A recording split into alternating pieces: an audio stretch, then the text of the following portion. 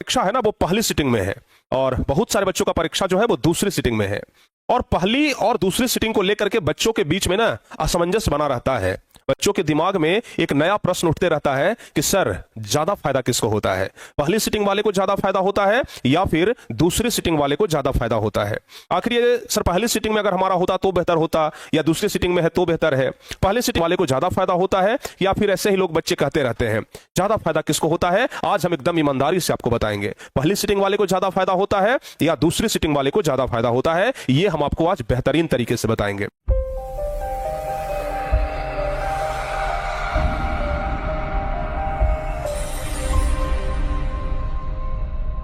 पहली सिटिंग वाले को ज्यादा फायदा होता है या दूसरी सिटिंग वाले को ज्यादा फायदा होता है, ये हम आपको आज बेहतरीन तरीके से बताएंगे।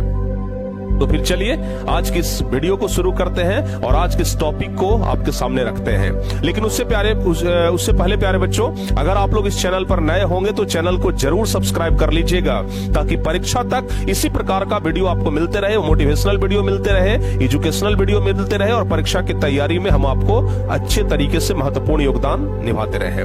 तो चलिए प्यारे बच्चों आगे बढ़ते हैं और अपने असली टॉपिक, असली मुद्दे का कि ज्यादा बेहतर कौन है, पहली सिटिंग या दूसरी सिटिंग, परीक्षा से पहले जरूर देख लेना।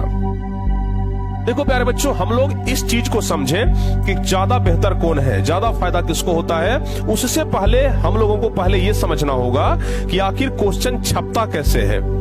ठीक है ना, हमारे परीक्षा में जो क्वेश्चन आता है उसका छपने का प्रोसेस क्या है, तब ना पता चलेगा कि ज्यादा आसान क्वेश्चन किसको आएगा, पहली सिटिंग वाले को कि दूसरी सिटिंग वाले को। तो पहले हमें यह समझना होगा कि क्वेश्चन छपता कैसे है। देखिए क्वेश्चन छपता कैसे है इस चीज को हम आपको बताएंगे, आप लोग एकदम ना अच्छे तरीके से ध्यान रखिए।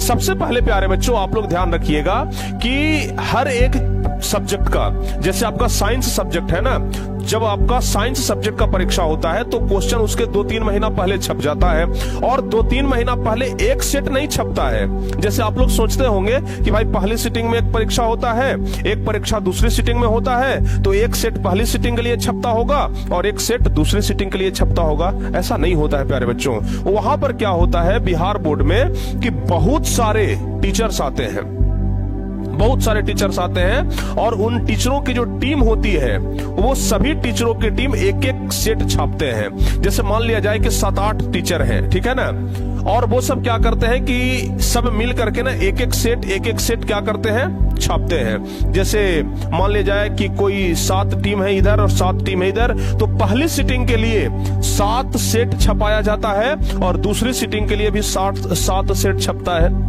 समझ गया ना, ये डाटा हमें एक्यूरेट नहीं पता है लेकिन 7 या 8 सेट जो है वो बिहार बोर्ड छपाता है। तो ये 7 टीचर मिल करके 7 टीचर मिल करके 7 सेट क्या करते हैं, क्वेश्चन तैयार करते हैं पहली सिटिंग के लिए। ये हो गया पहली के लिए, और दूसरी सिटिंग के लिए भी ऐसा ही होता है, 7 सेट तैयार किया जाता है। तो पहली सिटिंग के लिए 7 सेट हुआ और दूसरी सिटिंग के लिए 7 सेट हुआ। और फिर प्यारे बच्चों इन्हीं 7 सेट में से, यही 7 सेट में से कोई एक सेट क्या किया जाता है, पिकअप किया जाता है। ठीक है ना, इन्हीं 7 सेट में से कोई एक सेट पिक किया जाता है। इससे जानते हैं क्या होता है? इससे होता यह है कि जो ये 7 टीचर मिल करके जो क्वेश्चन का सेट तैयार किया, तो ये 7 टीचर को भी नहीं पता है कि आखिर हम में से किसका क्वेश्चन पिक किया जाएगा। पहला टीचर सोच रहा है हमारा क्वेश्चन पिक होगा कि नहीं होगा, दूसरा सोच रहा है कि हमारा क्वेश्चन उठेगा कि नहीं उठेगा। मतलब जो क्वेश्चन तैयार किया है खुद उस टीचर को भी नहीं पता है कि भाई आखिर में हमारा क्वेश्चन छपा हुआ आएगा कि नहीं आएगा परीक्षा में, क्योंकि 7 सेट छपाया है बिहार बोर्ड, 7 में से कोई एक उठाया है। तो किसको पता है कि हमारा वाला आया कि दूसरे वाले को कि तीसरे वाले को कि चौथा वाले का कि 7वां वाला का सेट उठ गया है। तो किसी को पता नहीं रहता है कि आखिर किसका क्वेश्चन उठा है। समझ गए ना, तो ये कैसे उठता है इस पर भी आप लोग विचार करिएगा।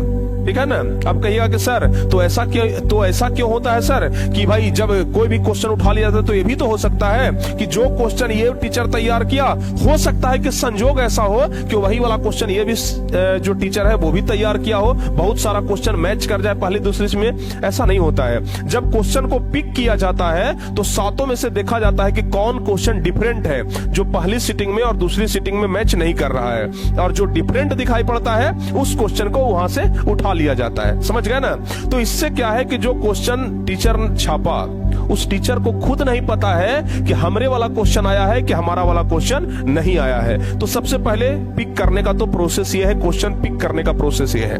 तो अब जिस टीचर ने क्वेश्चन छापा, जब उस टीचर को नहीं पता है कि भाई हमारा वाला क्वेश्चन आया कि किसी और का क्वेश्चन, किसी और का हार्ड, किसी और का आसान, जब उस टीचर को नहीं पता है तो फिर आपको कैसे पता चलेगा? नहीं ना पता चलेगा। ये बस एक संयोग होता है प्यारे बच्चों, ठीक है ना। ये बस एक संयोग होता है कि अगर पहली सीटिंग वालों का आसान है तो ये हो सकता है कि दूसरी सीटिंग वालों का आसान रहे। पहली सीटिंग वाले का कठिन है तो हो सकता है कि दूसरी सीटिंग वालों का भी कठिन रहे। पहली सीटिंग वाले का आसान है तो दूसरी सीटिंग वाले का भी आसान रहे। जैसे अगर आप लोगों को हम याद दिलाएं तो 2023 परीक्षा हुआ था, उस समय पहली सीटिंग वाले सोशल साइंस परीक्षा में एकदम आसान क्वेश्चन आया था, वही दूसरी सीटिंग वालों का हालत खराब कर दिया था। तो भाई किसको पता था कि पहली सीटिंग वाला इतना आसान आएगा और दूसरी सीटिंग वालों का हालत खराब हो जाएगा? तो ये कहना बिल्कुल भी नामुमकिन है कि भाई किसका क्वेश्चन आसान होता है। हाँ, कुछ चीजें अंदाजा लगाई जा सकती है। जैसे एक एग्जांपल के माध्यम से हम आपको समझाएं तो मैथ में थेल्स प्रमेय और पाइथागोरस प्रमेय होता है। जब हम लोग एग्जाम देते थे ना, हम लोग का एग्जाम हुआ था 2015 में, तो जब हम लोग एग्जाम देते थे प्यारे बच्चों, तो ऐसा जरूर होता था कि जैसे पहली सीटिंग वाला जो बच्चा परीक्षा देकर के निकला तो उससे कहते थे कि भाई जरा अपना क्वेश्चन दिखाओ ना, क्या आया है तुम्हारे क्वेश्चन में। तो अगर पहली सीटिंग वाले के क्वेश्चन में थेल्स प्रमेय आया है तो ये संभावना बनता था कि दूसरी सीटिंग में तो थेल्स प्रमेय नहीं पूछेगा। ये संभावना बन जाता था कि अगर पहली सीटिंग वालों के परीक्षा में थेल्स प्रमेय आया है तो ये संभव है कि दूसरी सीटिंग वालों के परीक्षा में नहीं आएगा।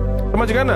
पहली सीटिंग वाला का जब ये आया है ना तो दूसरी सीटिंग वाला का थेल्स प्रमेय नहीं आएगा, या फिर पहली सीटिंग वालों का पाइथागोरस प्रमेय आया है तो दूसरी सीटिंग वालों का पाइथागोरस प्रमेय नहीं आएगा। तो इस प्रकार का प्यारे बच्चों संभावना बन जाता था, ठीक है। जैसे मान लिया जाए कि पहली सीटिंग में दर्पण सूत्र प्रूव करने के लिए आया है तो हो सकता है दूसरी सीटिंग में दर्पण सूत्र प्रूव करने के लिए ना आए, लेंस सूत्र प्रूव करने के लिए आ जाए। तो ये संभावना ना बन जाता है, समझ गए, ये संभावना बन जाता है। तो बस इसी चीज को प्यारे बच्चों हमें समझना है और इस बात पर बिल्कुल भी भरोसा नहीं करना है कि भाई पहली सीटिंग का आसान है, दूसरी सीटिंग का आसान है, सर हमारा आसान होगा या किसी और का आसान होगा। बस महज एक संयोग है प्यारे बच्चों। आप इतना अंदाजा लगा सकते हैं कि जब पहली सीटिंग में ये पूछा है तो दूसरी सीटिंग में हो सकता है कि नहीं पूछे, ये भी हो सकता है कि पूछ दे।